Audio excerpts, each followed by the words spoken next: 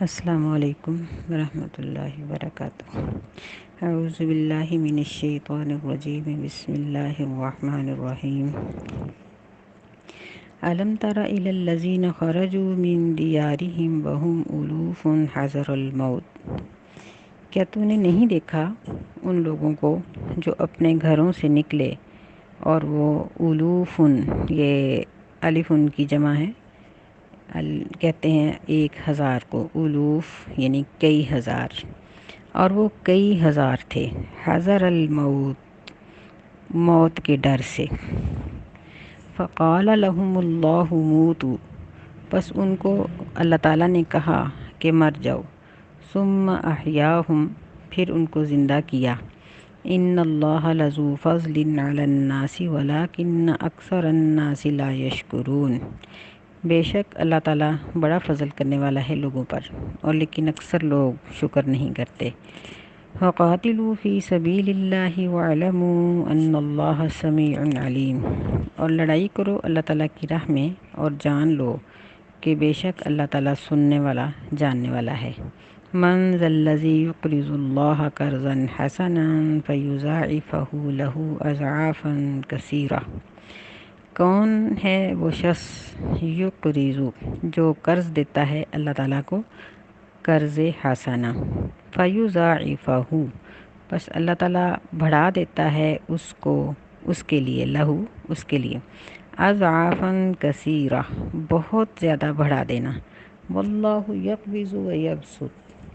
اور اللہ تعالیٰ ہی کم کرتا ہے اور وہی پھیلاتا ہے۔ وَإِلَيْهِ تُرْجَعُونَ، اور اسی کی طرف تم سب لوٹائے جاؤ گے۔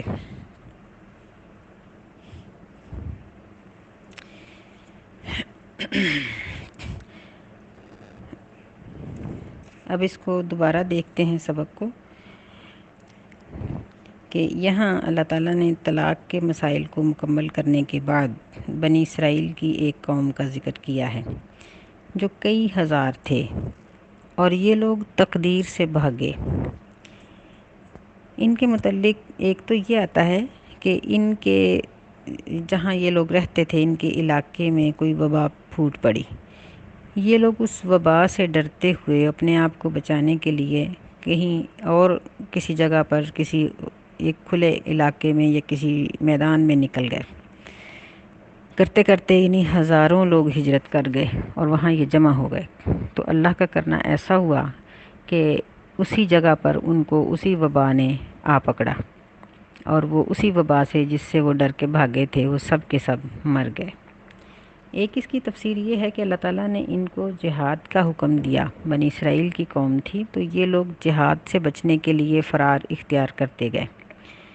اور ایک میدان میں یا ایک علاقے میں اکٹھے ہو گئے، یعنی سب ہجرت کر کے وہاں جاتے گئے، تو وہاں ایک وبا پھوٹ پڑی جس کی وجہ سے مر گئے، اور اللہ تعالیٰ نے ان کو اس بات پر خبردار کیا کہ موت سے اگر تم ڈرتے ہو تو موت تو آ ہی جانی ہے، جہاد کے ساتھ نہیں آئے گی تو ویسے تبھی آ جائے گی یا کسی بیماری کے ساتھ آ جائے گی۔ بہرحال واقعہ کوئی بھی ہو، اس کی تفسیر احادیث سے نہیں ملتی، بس بنی اسرائیلی روایات سے ہی ہے۔ یہاں جو چیز اللہ تعالیٰ بیان کرنا چاہتے ہیں، جو چیز یہاں بیان کرنا مقصود ہے، اس کی طرف ہم توجہ کرتے ہیں۔ وہ یہ ہے، پہلی بات کہ انسان اپنی تقدیر سے نہیں بھاگ سکتا، کہ نکاح اور طلاق کے معاملات میں بھی بعض اوقات بڑے بڑے عقل والے لوگ مات کھا جاتے ہیں، بڑے غور و فکر کرنے والے، ایک دوسرے کی بڑی گہری پہچان رکھنے والے، لیکن نکاح کے بعد ان کے معاملات درست نہیں ہوتے۔ تو اس چیز کو کسی کے گناہوں کی سزا یا برائی کا سبب نہ سمجھا جائے، کسی کی اس معاملے میں تحقیر نہ کی جائے کہ فلاں کی بیوی اچھی نہیں، یا اس کی یعنی اس کا بیٹا اچھا نہیں، یا کوئی، یہ تقدیر کے معاملے ہوتے ہیں۔ بہرحال جہاں تک بھی غور و فکر ہو سکے، غور و فکر کرنے کے بعد ہی نکاح وغیرہ یا طلاق یا رجوع کا مسئلہ یہ ہونا چاہیے۔ اور ایک مسئلہ ہمیں یہاں یہ معلوم ہوا کہ نبی صلی اللہ علیہ وسلم سے روایت کرتے ہیں عبد الرحمن بن عوف رضی اللہ تعالیٰ عنہ، کہ اگر کسی علاقے میں وبا پھوٹی ہوئی ہے، وبا پھیلی ہوئی ہے، تو اس علاقے میں جانے سے گریز کرو، اور اگر کسی علاقے کے بارے میں سنو کہ وہاں وبا ہے تو وہاں داخل ہونے سے گریز کرو۔ اسی طرح بعض اوقات گھروں میں وبا آ جاتی ہے، مثلاً ایک گھر کے بہت سے افراد کو بخار ہے، یا بچوں میں خسرہ کی بیماری آ جاتی ہے، یا پیٹ خراب ہوتا ہے، تو ایسی جگہ جہاں کسی یعنی تمام پوری فیملی یا پورے خاندان یا شہر کے لوگوں کے بارے میں سنا جائے، وبا اسی کو کہتے ہیں نا جو پھیل جائے، تو وہاں جانے سے پرہیز کر لینا چاہیے۔ اور دوسرا اللہ تعالیٰ نے یہاں یہ بات بتائی کہ اللہ موت کے بعد اٹھا دینے پر قادر ہے،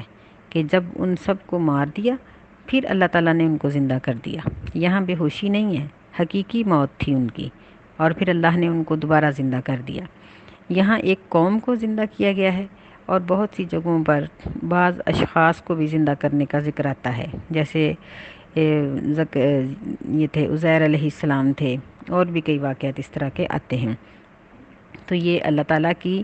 اس بات کا مشاہدہ ہے کہ اللہ تعالیٰ موت کے بعد زندہ کرنے پر قادر ہے۔ جس طرح اللہ نے ایک کو پیدا کر دیا، یا ایک گروہ کو پیدا کر دیا، یا ایک قوم کو پیدا کر دیا، اس طرح اللہ تعالیٰ ساری دنیا کو قیامت کے دن پیدا کر سکتا ہے۔ ان اللہ لذو فضل علی الناس، یعنی اللہ تعالیٰ لوگوں پر بڑا فضل کرنے والا ہے، کہ اللہ لوگوں کی بہت سی غلطیاں اور بہت سے گناہ معاف کر دیتا ہے، لیکن لوگ اس بات کی طرف توجہ نہیں کرتے، اللہ تعالیٰ کی اس نعمت کی قدر نہیں کرتے۔ وَلَٰكِنَّ أَكْثَرَ النَّاسِ لَا يَشْكُرُونَ، کہ اکثر لوگ شکر نہیں کرتے۔ یہ بات پہلے بھی ذکر ہو چکی ہے کہ شکر کا مطلب صرف زبان سے اللہ کی حمد بیان کرنا نہیں ہے، اللہ کی تعریف بیان کرنا نہیں ہے کہ اللہ تیرا شکر ہے، یا اللہ کی تعریف ہے کہ اس نے مجھے صحت دے دی، بلکہ شکر کا مطلب یہ ہے کہ انعام کرنے والے کی رضا کے مطابق اپنے سارے ماحول کو اور اپنے پورے جسم کو ڈھال لو، یعنی ہمارے جسم کا کوئی فیشن، ہمارے جسم کا کوئی عضو ایسا نہ ہو جو اللہ کی مرضی کے خلاف ہو، اور 24 گھنٹوں میں کوشش یہ ہو کہ ہمارا ہر کام بھی اللہ کی رضا کے مطابق ہو، یہ شکر ہے۔ تو فرمایا کہ اکثر لوگ شکر نہیں کرتے۔ آگے اللہ نے فرمایا کہ وَقَاتِلُوا فِي سَبِيلِ اللَّهِ، اللہ کی راہ میں لڑائی کرو، اور جان لو کہ بے شک اللہ سننے والا جاننے والا ہے۔ یعنی جہاد کرنے سے بھی موت لازم نہیں ہے کہ موت آ ہی جائے گی، موت نے اپنے وقت پر ہی آنا ہے۔ اگر صرف میدان جہاد میں جانے سے موت آتی ہوتی، یا میدان جہاد میں جانے والے سارے ہی مر جاتے ہوتے، تو پھر سیدنا خالد بن ولید رضی اللہ تعالیٰ عنہ کا وہ قول سنیں جو وہ خود کہتے ہیں کہ لوگوں، جہاد کرنے سے موت نہیں آتی، اگر ایسی آتی ہوتی تو خالد آج بستر پہ نہ فوت ہوتا، کہ انہوں نے 100 سے زائد جنگوں میں حصہ لیا، لیکن ان کی وفات طبی ہے۔ اس لیے اللہ نے فرمایا کہ اللہ کی راہ میں جہاد کرو، اور جو لوگ اللہ کی نافرمانی کرنے والے ہیں ان کا ڈٹ کر مقابلہ کرو، کیونکہ اللہ سب کچھ سن رہا ہے اور جان رہا ہے۔ من ذا الذی یقرض اللہ قرضا حسنا، کہ یعنی اللہ کو قرض حسنا کون دے گا، یعنی جہاد کے لیے پھر مال کی ضرورت ہے، تو جہاد میں خرچ کیا ہوا مال قرض حسنا ہے۔ اسی طرح دوسروں کی ضروریات، یعنی فرض زکوٰۃ اور جو فرضی جرمانے ہوتے ہیں، مثلاً قسم کا جرمانہ یا کسی اور چیز کا جرمانہ، اس کے علاوہ باقی جو کچھ بھی خرچ کیا جائے گا یہ قرض حسنہ ہے، تو اللہ تعالیٰ اس کو خود قبول کرتے ہیں اور پھر اس کو کئی گنا بڑھا دیتے ہیں۔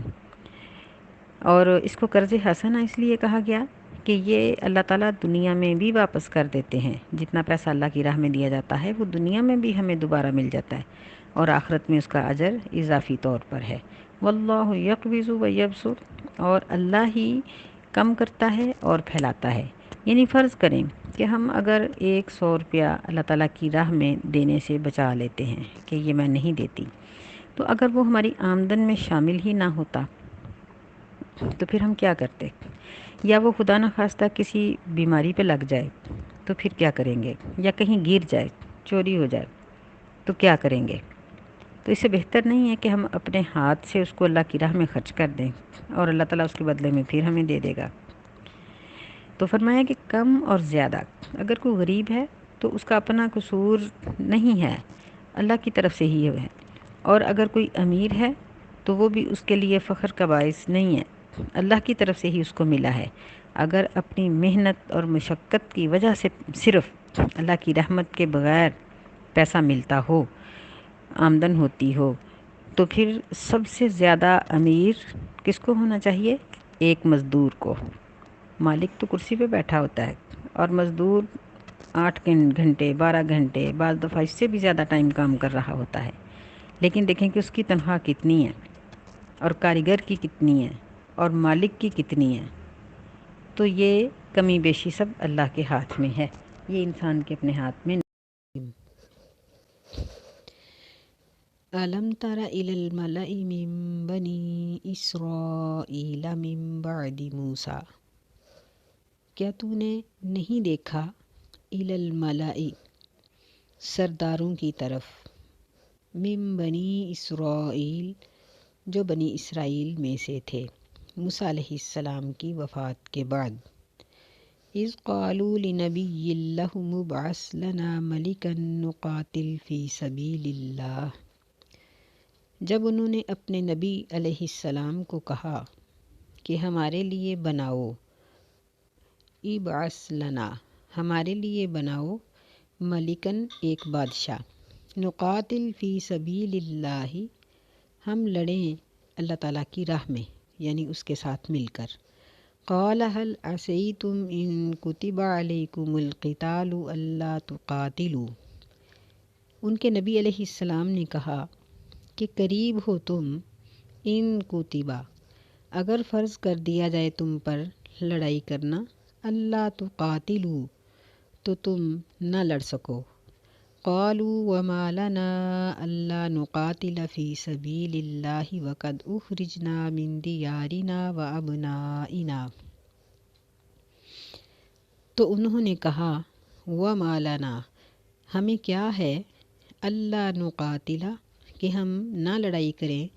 हम नहीं लड़ाई करेंगे अल्लाह ताला की राह में। यानी क़ालू उन्होंने कहा कि हम क्यों नहीं लड़ाई करेंगे अल्लाह की राह में। वक़द उख़रिजना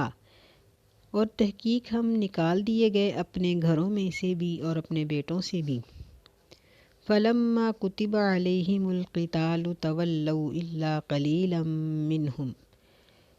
बस जब फ़र्ज़ कर दिया गया उन पर लड़ना, तवल्लौ तो वो फिर गए, इल्ला क़लीलन मिनहुम मगर इनमें से थोड़े,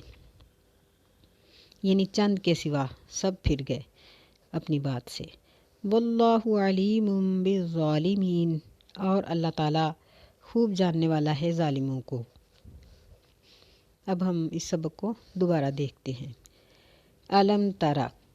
इसमें आ ये हमज़ा इस्तिफ़ाम है और ये इकट्ठा ही बोला जाता है अलम, यानी क्या तुमने नहीं देखा। अलम तारा, लम तारा ये माजी की नफ़ी के लिए आता है और इस पर आ ये हमज़ा इस्तिफ़हाम है। तो अल्लाह ताला ने यहाँ बनी इसराइल के एक वाक़या का ज़िक्र किया है। इससे पहले जब तलाक़ के मसाइल मुकम्मल हुए तो अल्लाह ताला ने जिहाद से भागने वाली एक कौम का ज़िक्र किया और फिर जिहाद की रग़बत दिलाई। और यहाँ भी इसी किस्म का वाक़या बयान किया जा रहा है कि जो शख्स इस्लाम के बाकी कामों के लिए कोशिश करता है उसके लिए फिर अल्लाह की राह में जिस्मानी और माली तौर पर लड़ना भी आसान हो जाता है, और जो बाकी कामों में अल्लाह की इताअत और फरमाबरदारी नहीं करता उसके लिए ये भी बड़ा मुश्किल होता है।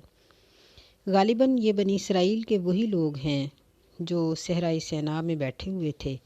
और जिन्होंने मूसा अलैहिस्सलाम के हुक्म का इनकार कर दिया था। जब मूसा अलैहिस्सलाम ने उनको कहा था कि तुम जाओ और जाकर अपने वतन को आज़ाद करवा लो, क्योंकि इन्होंने अल्लाह ताला से ये मांगा था कि हम मनसलवा खा खा के थक गए हैं, हमें ज़मीन की बाकी तमाम नेमतें चाहिए। तो अल्लाह ताला ने इनको इस बात पर रग़बत दिलाई कि तुम जाओ और अपने वतन को दुश्मनों से आज़ाद करवा लो, लेकिन ये लोग हट दर्मी जिनकी आदत थी इनकार कर गए। इसका पूरा ज़िक्र आगे छठे पारे में आएगा। तो अल्लाह ने इन पर नाराज़ होते हुए मूसा अलैहिस्सलाम को कहा कि आप इन पर फ़िक्र ना करें, लेकिन ये लोग ज़मीन में 40 साल तक एड़ियाँ रगड़ते रहेंगे। यतीहून फ़िल अर्ज़ि अर्बईना सना, 40 साल तक ये ऐसे ही एड़ियाँ रगड़ते रहेंगे कि अब इनको बतौर सज़ा इधर ही रखा जाएगा। ज़ाहिर है कि 40 सालों में जो एक नौजवान नस्ल थी वो बुढ़ापे में पहुंचकर मर खप गई, اور جو نئے بچے تھے وہ پلے بڑھے جوان ہوئے، اللہ تعالیٰ نے ان کے دلوں میں جہاد کا شوق پیدا کیا اور ان کو یہ شعور بخشا کہ انہوں نے اپنے نبی کو کہا کہ ہمارے لیے کوئی سپہ سالار بنا دو، بادشاہ بنا دو، کہ جس کے ساتھ مل کر ہم اپنے دشمن کو ناکام کریں اور اپنے ملک کو فتح کر لیں۔ یہاں اللہ تعالیٰ نے اس نبی کا تذکرہ نہیں کیا، جس کی عام طور پر یہ وجہ نظر آتی ہے کہ اس کا نام ذکر نہ کرنے کی وجہ یہ ہے کہ ہر نبی اطاعت کے لیے، یعنی ہر نبی کی اطاعت واجب ہوتی ہے، واجب الاطاعت ہوتا ہے ہر نبی۔ تو جس طرح انہوں نے اپنے نبی کی اطاعت نہیں کی تو گناہ گار ٹھہرے، اسی طرح نبی صلی اللہ علیہ وسلم کی اطاعت نہ کرنے والے بھی گناہ گار ہوں گے۔ اللہ نے فرمایا کہ انہوں نے اپنے نبی کو یہ بات کہی کہ ہمارے لیے ایک بادشاہ بناؤ تاکہ ہم اللہ کی راہ میں لڑیں، تو ان کے نبی کو ان کی عادت فطرت کا پتہ تھا، جس لیے انہوں نے کہا کہ تم ایسی خواہش نہ کرو، کہیں ایسا نہ ہو کہ اللہ تعالیٰ تمہیں حکم دے دے اور تم اللہ کے حکم کا انکار کر گزرو۔ نبی صلی اللہ علیہ وسلم کا فرمان ہے کہ مصیبت کو طلب نہ کرو، اور اگر تمہارے اوپر مصیبت اور پریشانی ڈال دی جائے تو پھر صبر کے ساتھ اس کو برداشت کرو۔ یہاں بھی اللہ تعالیٰ اسی بات کو ذکر کر رہے ہیں کہ انہوں نے خود اس چیز کو طلب کیا کہ ہم جنگ کرنا چاہتے ہیں، تو ان کے نبی علیہ السلام نے ان کو یہ سمجھایا کہ هل عصیتم ان کتب علیکم القتال الا تقاتلوا، کہ بہت قریب ہے، یعنی ممکن ہے کہ جب جنگ فرض کر دی جائے گی تو تم نہیں کر سکو گے، اس لیے تم ایسا نہ کرو۔ تو وہ کہنے لگے کہ ہمارے مال اسباب، ہماری اولادیں ذبح کر دی گئیں، فرعون نے جو کچھ کیا، اور پھر اس میدان میں بیٹھے بیٹھے جو کچھ ہوا، تو اب ہم یہ چاہتے ہیں کہ ہم جا کر اپنے دشمن سے لڑیں اور اپنے علاقے کو فتح کر لیں۔ تو بات پھر ویسے ہی ہو گئی جیسے تھی۔ فَلَمَّا كُتِبَ عَلَيْهِمُ الْقِتَالُ، جب اللہ تعالیٰ کی طرف سے ان پر جنگ فرض کر دی گئی، تولوا، تو وہ پھر گئے چند کے سوا۔ یہ بات یاد رکھنے کی ہے کہ انسان کسی بھی نیکی کے کام کو شروع کر کے اگر انحراف کر لے، مڑ جائے، چھوڑ دے، تو اللہ تعالیٰ کی طرف سے اس کے اوپر سزا آتی ہے، یا پھر اس کو اس نیکی کی قضا دینی پڑتی ہے۔ جس طرح احرام باندھ لینے کے بعد اگر کوئی حج نہیں کرتا یا عمرہ نہیں کرتا، کسی بھی وجہ سے نہ کرے، اس کو اپنی پہلی فرصت میں حج اور عمرہ کی قضا دینی پڑے گی۔ اسی طرح اگر کوئی شخص ہتھیار پہن لے اور میدان جنگ میں جانے کے لیے تیار ہو جائے تو پھر وہ انکار کر دے تو اس کے لیے اس کی سزا ہوگی۔ ان لوگوں نے بھی ایسے ہی کیا کہ جنگ کے لیے پہلے تیاری کی، جب ان کے اوپر جنگ فرض کر دی گئی، تولوا، تو وہ پھر گئے، الا قلیلا منہم، مگر ان میں سے تھوڑے۔ اللہ تعالیٰ نے فرمایا کہ اللہ ظالموں کو خوب جانتا ہے، یعنی ایسا شخص جو نیکی کی نیت باندھنے کے بعد اس کو ترک کر دیتا ہے۔ مثلا ایک شخص نے وضو کیا، نماز شروع کر کے چھوڑ دی، توڑ دی نماز، نہ پڑھی، تو ایسا شخص اللہ تعالیٰ کے نزدیک بہت بڑا مجرم ہے۔ اگرچہ نیت نہ کرنے والا، وضو بھی جس نے نہیں کیا، وہ بھی ایک بہت بڑا مجرم ہے، لیکن ایک شخص مصلی پہ کھڑا ہونے کے بعد جب نماز کو توڑ دیتا ہے، یا ایسے ہی ایک شخص جو بغیر کسی شرعی عذر کے روزہ رکھنے کے بعد روزہ توڑ دیتا ہے، تو اگرچہ روزے کا منکر بھی ایک اللہ کے نزدیک بہت بڑا مجرم ہے، لیکن جس نے رکھ کے توڑ دیا بغیر کسی شرعی عذر کے، اللہ تعالیٰ کے نزدیک اس روزے کا کوئی کفارہ نہیں، الا کہ وہ اللہ سے معافی مانگے اور اللہ تعالیٰ اس کو معاف کر دیں۔ تو بہرحال ہمیں یہاں اسی بات کی تلقین کی گئی ہے کہ جہاد میں ہی قوموں کی زندگی اور ان کی عزت ہے۔ اگر کوئی قوم اپنا نام بلند کرنا چاہتی ہے تو اسے جہاد کا شوق اپنے دل میں رکھنا چاہیے۔ نبی علیہ السلام نے فرمایا کہ جو شخص اس طرح سے مرا کہ اس کے دل میں کبھی جہاد کا شوق ہی پیدا نہیں ہوا، وہ منافقت کے ایک حصے پر مرا۔ تو اس حدیث پر عمل کرتے ہوئے ہمیں چاہیے کہ ہم اپنے دل میں یہ جذبہ رکھیں کہ اگر اللہ کے دشمن سے لڑنا پڑے تو ہم تیار ہیں، بے شک ہمارے اوپر جہاد عورتوں پر فرض نہیں ہے۔ ایسے ہی مجاہدین کے لیے دعا کرتے رہنا اور ان کے لیے فنڈ میں حصہ ڈالنا، یہ بھی جہاد کے اندر شرکت کا ہی ایک طریقہ ہے۔ بسم اللہ الرحمن الرحیم۔ وقال لهم نبيهم إن الله قد بعث لكم طالوت ملکا، اور ان کو کہا ان کے نبی علیہ السلام نے، ان اللہ، بے شک اللہ تعالیٰ نے، قد بعث لکم، تحقیق بنا دیا ہے، بھیج دیا ہے تمہارے لیے، طالوت ملکا، طالوت کو بادشاہ۔ قالوا انا یکون لہ الملک علینا، لوگوں نے کہا انا یکون لہ، کیسے ہو سکتی ہے، انا کا معنی کیسے،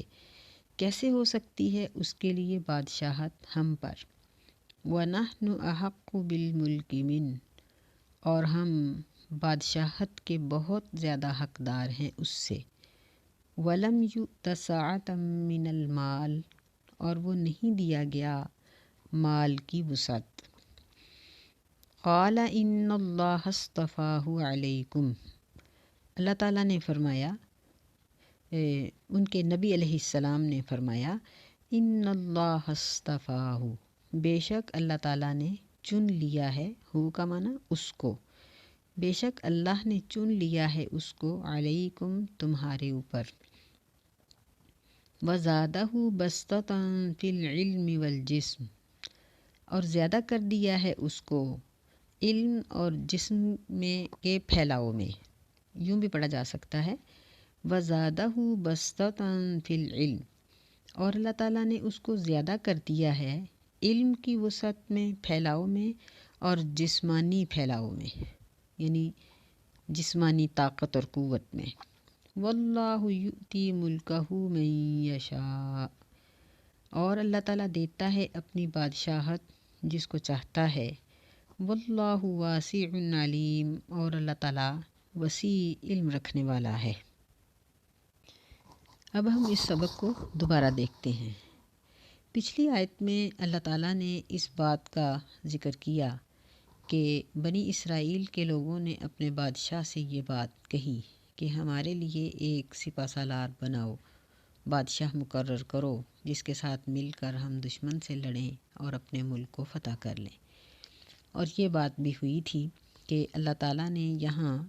نبی کے بارے میں یہ نام نہیں بتایا کہ وہ نبی کون تھے، ان کا نام کیا تھا، اور معلوم ہوتا ہے کہ یہ وہی دور تھا جب بنی اسرائیل کے لوگ صحرائے سینا میں بیٹھے ہوئے تھے۔ بہرحال ان کے نبی علیہ السلام نے ان کے کہنے پر اللہ سے دعا کی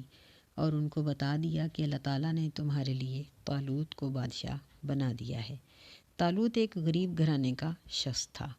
لیکن جسمانی مضبوطی اور ذہنی قوت اور ضبط میں بے مثال تھا، کمال تھا کہ عقل اور علم اور جسمانی قوت اللہ تعالیٰ نے اس کو بہت زیادہ دے رکھی تھی، لیکن دولت نہیں تھی، چونکہ لوگ دولت کے بل بوتے پہ ہی ہر بات کو سوچتے ہیں، مادہ پرست لوگوں کی یہی بات ہوتی ہے۔ تو جب انہوں نے یہ سنا کہ یہ حکومت، یہ سپہ سالار ہونے کا عہدہ یہ تو طالوت کے پاس چلا گیا، تو انکاری ہو گئے، کہنے لگے کہ انا یکون لہ الملک علینا، کہ اس کے لیے ہم پر بادشاہی کیسے ہو سکتی ہے، ولم یؤت سعۃ من المال، اس کے پاس تو مال ہی نہیں ہے۔ اہل مکہ نے بھی نبی صلی اللہ علیہ وسلم کے بارے میں ایسا ہی کہا، اور تقریباً ہر نبی کے پیروکاروں نے اپنے نبیوں کے متعلق ایسے ہی کہا کہ اس کی بادشاہت کو، اس کی نبوت کو ہم کیسے قبول کریں، اس کی اطاعت اور فرمانبرداری ہم کیسے کریں۔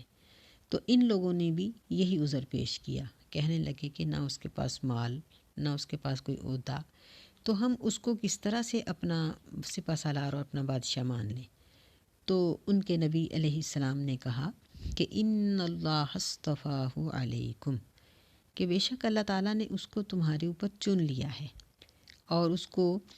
علمی پھیلاؤ میں اور جسمانی پھیلاؤ میں اس کو وسعت دے دی ہے، یعنی بہت وہ عقل مند اور ذہین آدمی ہے۔ واللہ یؤتی ملکہ من یشاء، اور ساتھ ہی اس بات کی وضاحت کر دی گئی کہ بادشاہت یہ اللہ کے اختیار میں ہے، وہ جس کو چاہتا ہے دے دیتا ہے، یعنی اس میں کسی انسان کا اختیار نہیں۔ دنیا کے اندر مال و دولت میں کمی بیشی یہ اللہ کے اختیار میں ہے۔ سورہ زخرف میں بھی اللہ تعالیٰ نے اس بات کا ذکر بڑی وضاحت کے ساتھ کیا ہے کہ مال و دولت میں کسی کو بڑھا دینا، کسی کو گھٹا دینا، یہ صرف اللہ ہی کا کام ہے، اور اللہ کے نزدیک دنیا کے مال و دولت کی وقت مچھر کے پر برابر بھی نہیں۔ اگر اتنی سی وقت بھی ہوتی تو اللہ تعالیٰ کافر کو پانی کا گھونٹ بھی نہ دیتا، اور اگر مسلمانوں کے بہک جانے کا ڈر نہ ہوتا تو اللہ تعالیٰ کافروں کو اتنی دولت دے دیتا جتنی وہ چاہتے تھے۔ لیکن اللہ کے نزدیک اس دولت کی کوئی وقت نہیں۔ اللہ تعالیٰ انسان کے اعمال کو دیکھتا ہے۔ نبی علیہ السلام نے فرمایا کہ اللہ تعالیٰ تمہاری شکلوں صورتوں کو اور ظاہری جو ٹیپ ٹاپ ہے اس کو نہیں دیکھتا، وَلَٰكِن يَنظُرُ إِلَىٰ قُلُوبِكُمْ وَأَعْمَالِكُمْ، اللہ تمہارے دلوں کو دیکھتا ہے اور تمہارے اعمال کو دیکھتا ہے۔ فرمایا واللہ واسع علیم، اور اللہ تعالیٰ وسیع علم رکھنے والا ہے، یعنی اس کے فیصلے بہت وسیع ہوتے ہیں، اس کا ہر علم، اس کا یعنی ہر حکم بڑی گہرائی رکھتا ہے۔ انسان اگر اس کو سمجھ سکے یا نہ، اس کا کوئی بھی حکم حکمت سے خالی نہیں۔ اللہ تعالیٰ ہمیں سمجھنے اور عمل کرنے کی توفیق عطا فرمائے۔ السلام علیکم ورحمۃ اللہ وبرکاتہ۔